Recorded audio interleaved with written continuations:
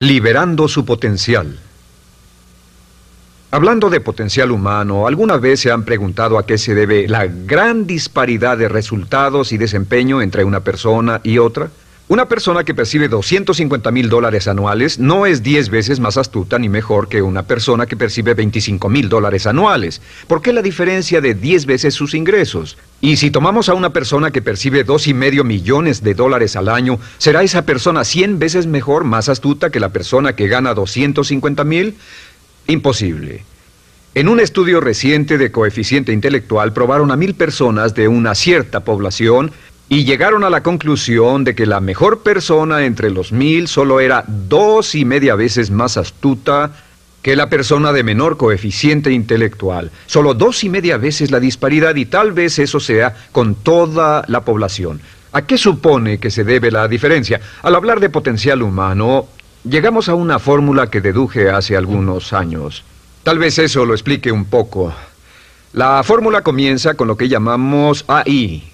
O sea, atributos innatos, las cualidades, la inteligencia, la habilidad, el temperamento, cosas con las que se nace que no pueden cambiarse mucho. Además de los atributos adquiridos.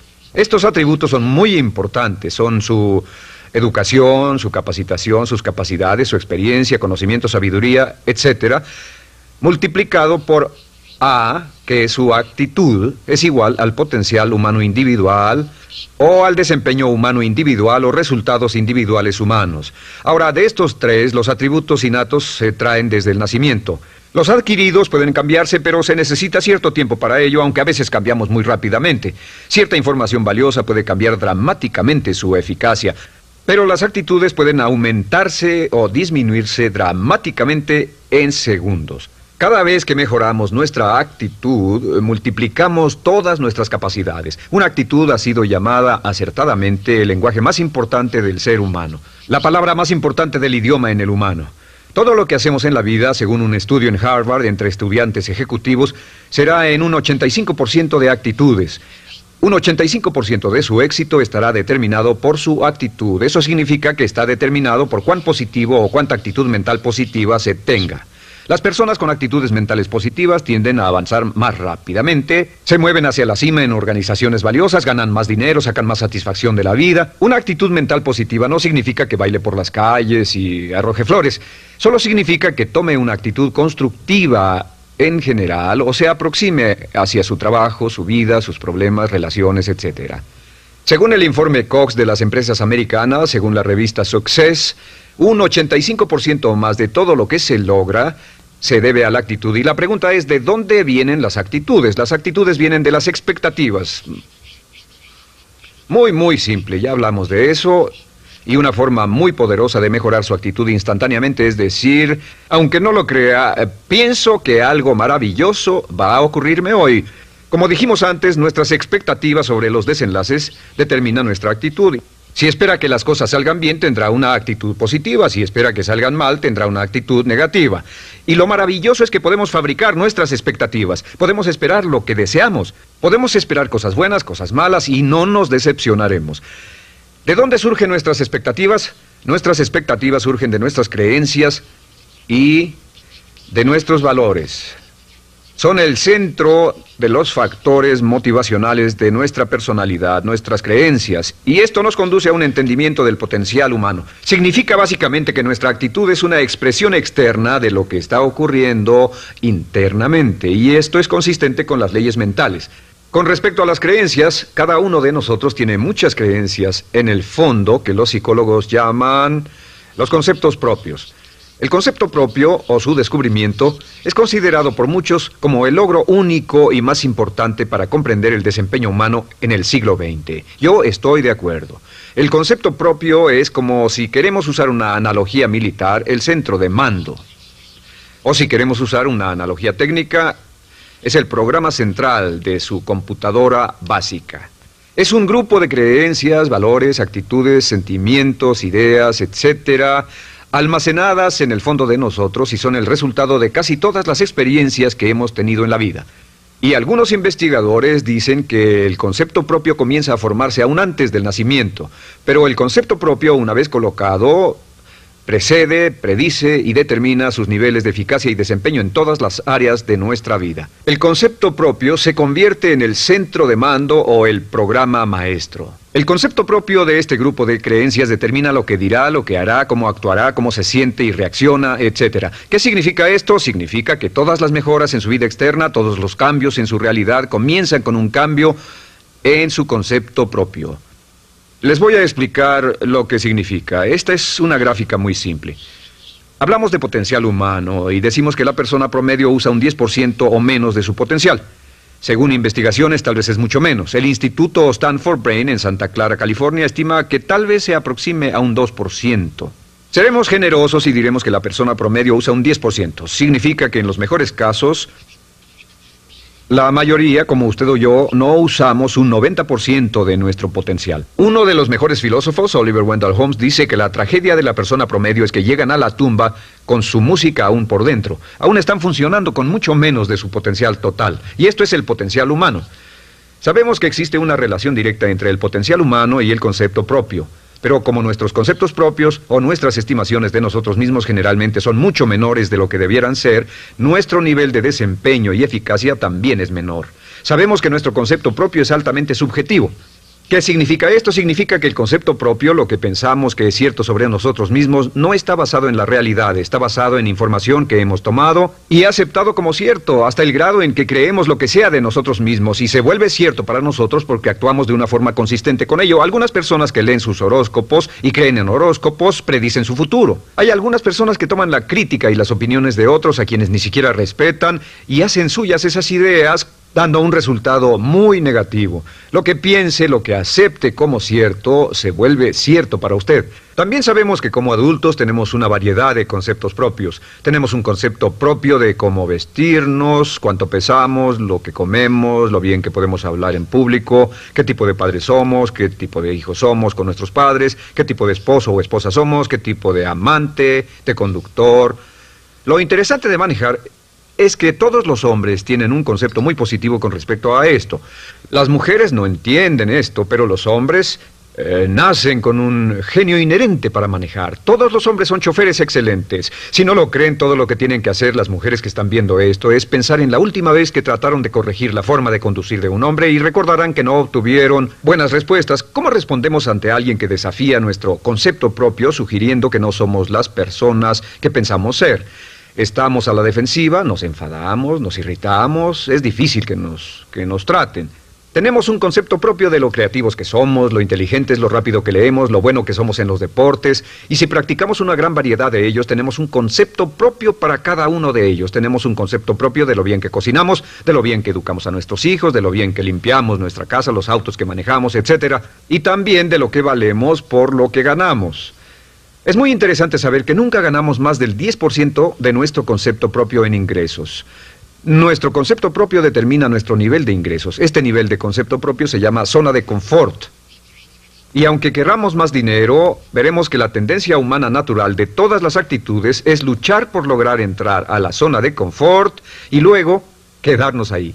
Si ganamos un 10% por encima de nuestro concepto propio de ingresos, tendremos una necesidad imperante de deshacernos de ese dinero. Lo donaremos, lo gastaremos en forma extravagante y hasta lo perderemos si recibimos demasiado. Las personas que ganan la lotería siempre están quebradas a los 2 o 3 años. Queman el dinero porque ese dinero está más allá de su concepto propio. Si gana 10% o menos de su nivel de concepto propio, se descubrirá luchando, trabajará más duro, más tiempo, pensará en forma más creativa, buscará diferentes formas para aumentar sus ingresos o sus segundos ingresos. La única forma de mejorar cualquier parte de su vida, incluyendo sus ingresos, es aumentando el nivel del concepto propio de sus ingresos, comenzando a pensar en usted como si estuviera ganando más dinero. Si quiere bajar de peso, la única forma en que podrá lograrlo es pensando en que está delgado. Piense en usted mismo como una persona más delgada. Si quiere volverse una persona más popular, más amorosa, más feliz o más sana, comience a pensar una y otra vez en esas cosas hasta que se vuelvan parte de su nuevo concepto propio.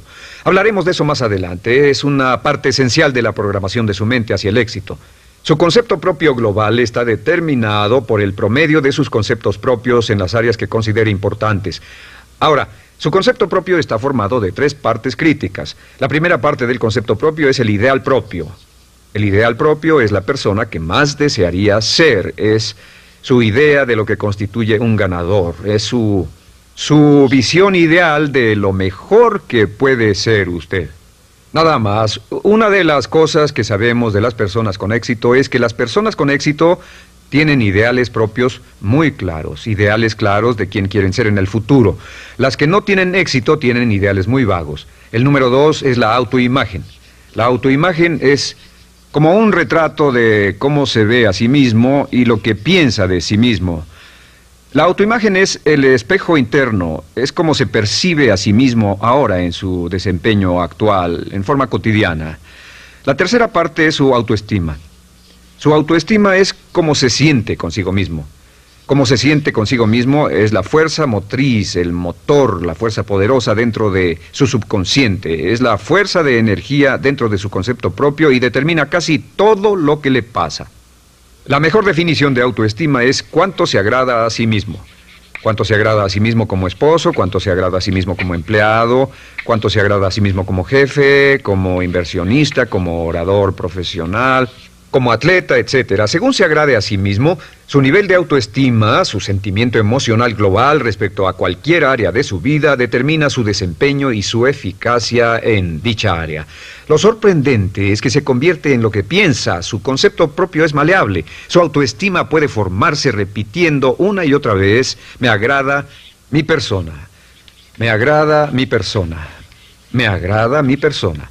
Me agrada mi persona, me agrada mi persona, me agrada mi persona. Entre más se repita, me agrada mi persona, me agrada mi persona, entre más lo repita una y otra vez, más crecerá su autoestima, y entre más crezca su autoestima, más crecerá su concepto propio global. Cuando crezca su concepto propio global, su desempeño será mejor en todo lo demás que emprenda. Cada vez que diga, me agrada mi persona, me agrada mi persona, me agrada mi persona, me agrada mi persona, me agrada, será como bombearse psicológicamente. Todo lo que pase que haga que su autoestima suba, hará que se comporte mejor. Todo lo que haga que su autoestima baje hará que se comporte peor, que cometa errores, que sea infeliz, etc. Un punto crítico de agradarse a sí mismo, sobre autoestima y agradarse a sí mismo, es que, número 1, nunca puede querer a nadie más de lo que se quiere a sí mismo. Que su nivel de autoestima es determinante de la calidad de relaciones que tenga con los demás. Y número 2, es que nunca puede esperar que nadie más lo quiera o respete más de lo que se respeta a sí mismo. Cuanto se agrade o se respete a sí mismo, determina sus actitudes hacia usted. Todas las escuelas de psicología actualmente están de acuerdo en el hecho de que depende de lo que usted realmente se quiera y se respete a sí mismo como un ser humano valioso e importante, tiene efecto sobre todo lo que le pase. Cuánto se agrade a sí mismo, y lo que puede hacer es mejorar su autoestima diciendo: me agrada mi persona, me agrada mi persona, me agrada mi persona, me agrada mi persona. Y esto nos lleva a la pregunta: ¿de dónde viene el concepto de autoestima? Y descubrimos que el concepto propio es maleable, puesto que no nace con este concepto propio, no nace con ninguna idea sobre sí mismo, no nace con autoimagen ni autoestima. Nace, en cierto modo, como potencial propio. Es la mejor forma de plantearlo. La persona promedio llega al mundo como potencial puro. Y no tiene el concepto propio de que todo lo que es ahora, todo sentimiento que tiene, toda actitud o valor, tuvo que aprenderlo en el transcurso de su vida. También sabemos que el niño llega al mundo con una necesidad imperante de amor y contacto. Y como una gran cantidad de investigaciones lo indican, necesitamos mucho amor y contacto durante toda nuestra vida, pero en especial durante nuestros años de formación, porque de niños aprendemos quiénes somos, cuánto valemos, si somos importantes, inteligentes, amorosos, chistosos. Todo esto lo aprendemos por la forma en que nuestros padres nos tratan. Si nuestros padres, nuestros parientes, tíos o tías, en especial nuestros padres, nos tratan como si fuéramos realmente importantes, crecemos pensando que somos realmente importantes, pero si nuestros padres no lo hacen, pasa algo más. Sabemos que los primeros años de vida son los más importantes para el desarrollo del concepto propio, que un niño comienza a partir de cero. El niño nace sin saber quién es él o ella. Son sumamente valiosos el primero, segundo, tercero, cuarto y quinto años de vida. Algunos psicólogos pensaban que eran los 5 primeros años, pero ahora dicen que son los 3 primeros años. En sus 3 primeros años de vida el niño aprende quién es, y dicen que si se les da suficiente cantidad y buena calidad de amor en los 3 a 5 primeros años, los prepara usted de por vida. Los coloca en una base sólida de autoestima y confianza en sí mismos, valor e importancia realmente. Existe una relación directa entre la calidad y la cantidad de amor y el desarrollo de una personalidad sana. Entre más amor, amor incondicional, reciba un niño en sus años formativos, más fuerte será la base de su personalidad.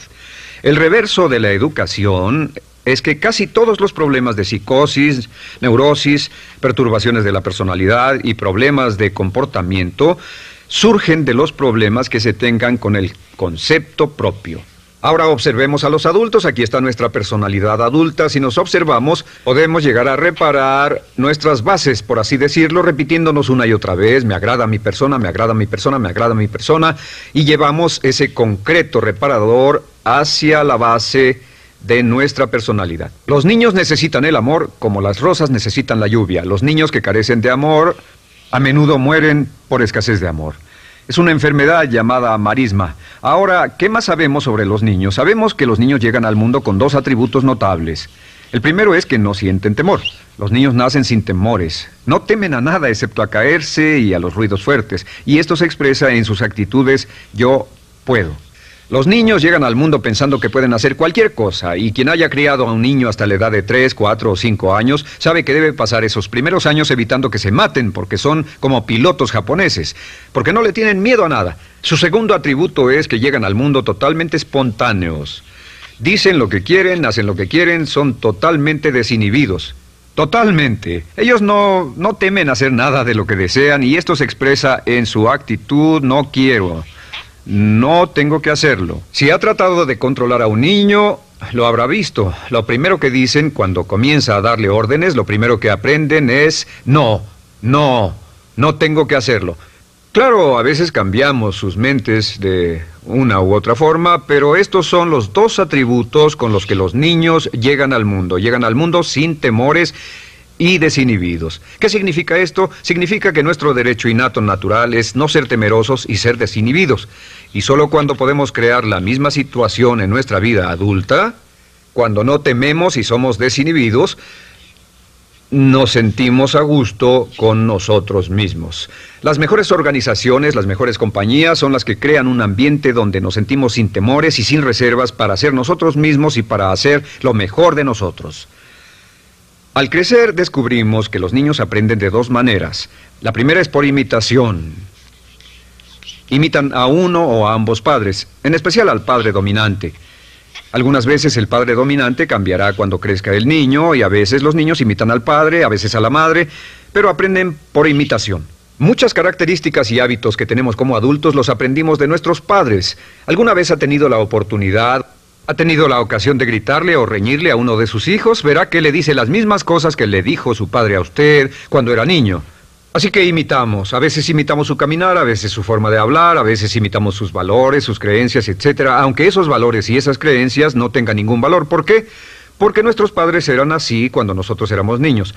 La segunda forma en que aprendemos es pasando de la incomodidad, lo que no se siente bien, hacia la comodidad.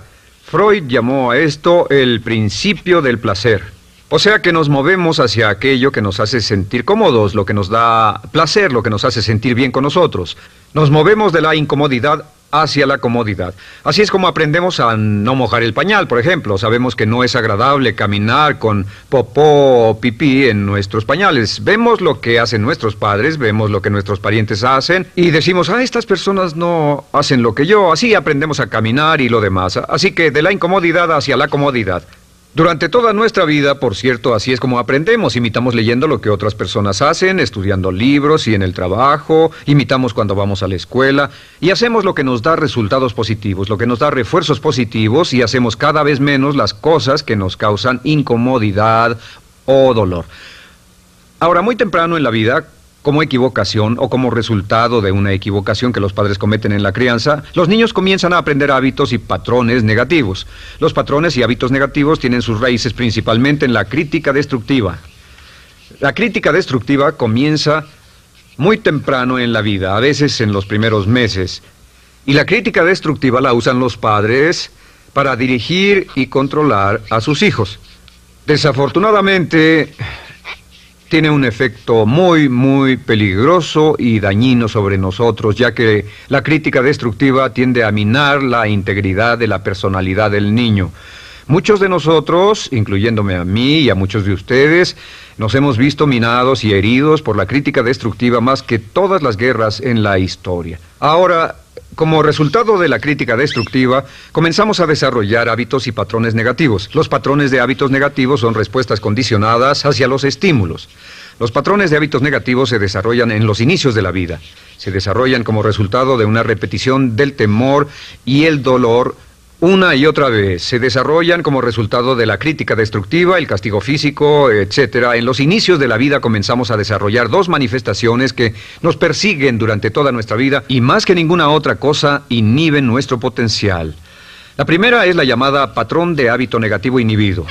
El patrón de hábito negativo inhibido se aprende cuando al niño le dicen una y otra vez no. Aléjate de ahí, no toques eso, y se le castiga. Cuando el niño intenta algo nuevo, o se involucra con algo, o huele algo, o derrama algo, o rompe algo accidentalmente, el padre estalla y se enfada mucho.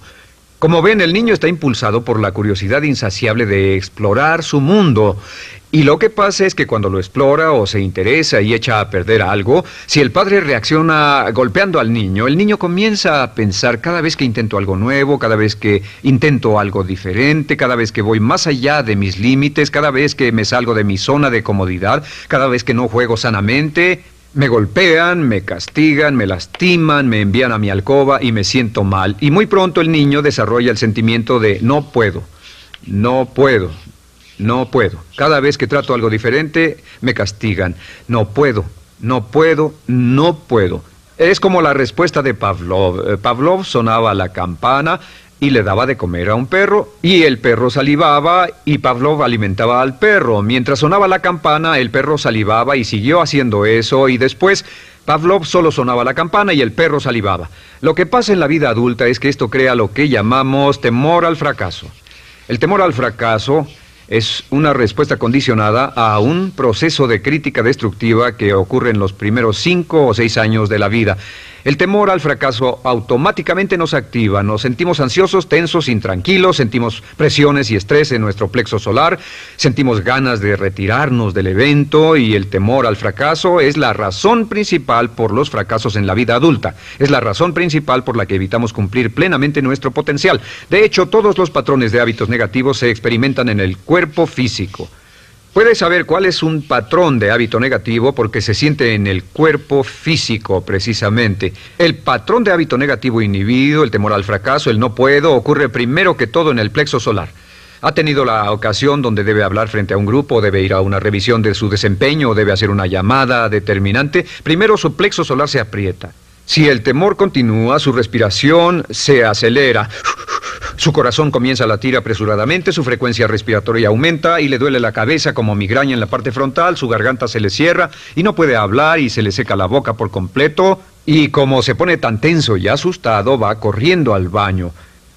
Estas son todas las manifestaciones. No hay peligro físico, pero sí peligro psicológico, una respuesta condicionada. Cuando sentimos estas cosas, la tendencia es retirarse de la situación que las ocasiona, y es la razón por la que no logramos mucho si retrocedemos. Es muy importante. El segundo patrón de hábitos negativos es el compulsivo. El patrón de hábito negativo compulsivo se aprende cuando a los niños se les dice una y otra vez: más vale que lo hagas. Si no lo haces, tendrás problemas o me las pagarás. A los niños se les convierte en recipientes del amor condicionado. Los padres no intentan hacer esto, pero lo que hacen es sugerirle al niño: no te amo, por lo tanto no estás a salvo, a menos y hasta que hagas lo que yo quiero. El niño crece sintiendo: tengo que hacer lo que quiera mi mamá. Debo complacerla, debo complacer a papá, debo complacer a los demás, debo complacer a mis parientes, y a veces debo complacer a mis semejantes, debo complacer a mis maestros, debo complacer a todo el mundo, y crecen con esto: debo. No puedo hacer lo que quiero hacer, debo hacer lo que complace a las demás personas. Este patrón de hábito negativo muy temprano en la vida se traduce en el temor al rechazo. El temor al rechazo lo experimentan los hombres como adultos como un comportamiento tipo A. Hablaremos del comportamiento tipo A posteriormente. El comportamiento tipo A es una necesidad compulsiva o excesivamente compulsiva de complacer de algún modo a alguien sin normas de comportamiento, prácticamente sin pensarlo. El temor al rechazo nos impulsa, nos hace muy sensibles a las necesidades de los demás. Hacemos cosas que otras personas quieren, no hacemos lo que nosotros queremos. Siempre estamos tratando de complacer a los demás. Tenemos preocupaciones o nos importan las opiniones, sentimientos y actitudes de otros hasta el punto donde ocultamos nuestras necesidades. El temor al rechazo se siente en la columna del cuerpo.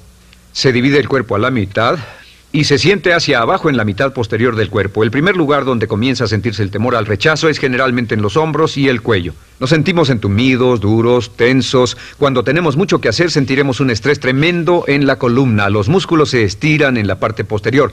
A veces se manifestará como flebitis y venas varicosas y a menudo nos darán dolores de cabeza en la parte posterior de esta porque las arterias carótidas que llevan la sangre hasta la cabeza, los músculos a su alrededor se contraen y la cantidad de sangre que fluye hacia la cabeza fluye más lentamente y se siente un terrible dolor de cabeza en la parte posterior. Estos dos temores, los patrones de hábitos negativos compulsivos, el compulsivo y el inhibitorio, son resultado de la crítica destructiva, el gran destructor de la personalidad que nos persigue durante toda la vida. Y lo maravilloso de todo esto es que como son patrones de hábitos aprendidos, podemos olvidarlos. Podemos acabar con el temor al fracaso que nos detiene. Podemos acabar con el temor al rechazo que hace que hagamos cosas que complacen a los demás en vez de complacernos a nosotros, trabajando con nuestra propia autoestima. Porque existe una relación inversa entre la autoestima y el patrón de hábitos negativos. Porque entre más se agrade a sí mismo, menos teme al fracaso. Entre más se agrade a sí mismo, menos teme al rechazo. Entre más se agrade a sí mismo, menos temerá a cualquier cosa. Y si sigue repitiendo, me agrada mi persona, me agrada mi persona, me agrada mi persona una y otra vez, si sigue diciendo esto, con el tiempo su autoestima sube más y más y más y más y sus temores desde luego bajan. Cuando su autoestima sube, sus temores van en dirección opuesta. Ahora, ¿cómo enfrentar la crítica destructiva si debe criticar a otras personas? Pues eso es muy simple. Muchos padres nos han preguntado eso. ¿Cómo se controla a los niños? Una de las claves para controlar a los niños es dirigirlos para que hagan algo constructivo en lugar de hacer algo destructivo. Otra cosa que debe recordarse es que lo que quiere hacer es que quiere dar una crítica informativa, crítica constructiva, lo que significa que se les dice a los niños lo que pueden hacer o a los adultos lo que pueden hacer mejor. Todo el propósito de dar retroalimentación de cualquier tipo es mejorar el desempeño. Si es padre o si es jefe o si es una persona en una relación, si una persona está haciendo algo malo o inadecuado, todo el propósito de darles cualquier tipo de retroalimentación es para que puedan hacerlo mejor. Sin embargo, existe una relación directa entre la autoestima y la crítica destructiva. Cada vez que se critica a una persona, su autoestima baja. Y cada vez que su autoestima baja, su habilidad para desempeñarse baja. Si critica a una persona en forma destructiva demasiado tiempo, llegará a un punto donde no intentarán nada. Se convierte en lo que llamamos hipersensible. Un adulto hipersensible es aquel que no puede aceptar críticas de nadie. Un adulto hipersensible es una persona que está muy tensa, ansiosa, si siquiera sugiere que no está haciendo lo correcto. Si trata con un adulto hipersensible, la clave es sentarlo y recordar 4 cosas. Número 1, comenzar con alabanzas. Número 2, proteja la autoestima de la persona a toda costa. Número 3, discuta el desempeño y no a la persona. Hable del comportamiento más que de la persona. Y número 4 es enfocarse hacia el futuro en vez de en el pasado. Enfóquese hacia lo que va a hacerse en forma diferente en el futuro en vez de lo que pasó en el pasado. ¿Por qué? Una razón muy simple, porque una persona no puede controlar el pasado. Al no poder controlar el pasado, cualquier crítica de lo que han hecho en el pasado les da un estrés tremendo y frustración. Así que, en resumen, la clave del éxito en la vida es una actitud mental positiva. Una actitud mental positiva se basa en expectativas de éxito, de una serie de expectativas positivas. Esa serie de expectativas positivas se basa en sus creencias y en su concepto de sí mismo. El centro de su concepto propio que determina su eficacia en la vida es su autoestima, y su autoestima se mide por cuanto se valore a sí mismo. Las dos cosas que nos frenan más que nada son el temor al fracaso y el temor al rechazo. Y uno de nuestros secretos centrales de éxito es este: Conviértase en un organismo generador de autoestima perpetua. Haga continuamente cosas para usted mismo, hacia sí mismo en su vida, que hagan que se agrade a sí mismo, que se ame, que se acepte, que se respete, que hagan que se sienta fantástico con usted mismo.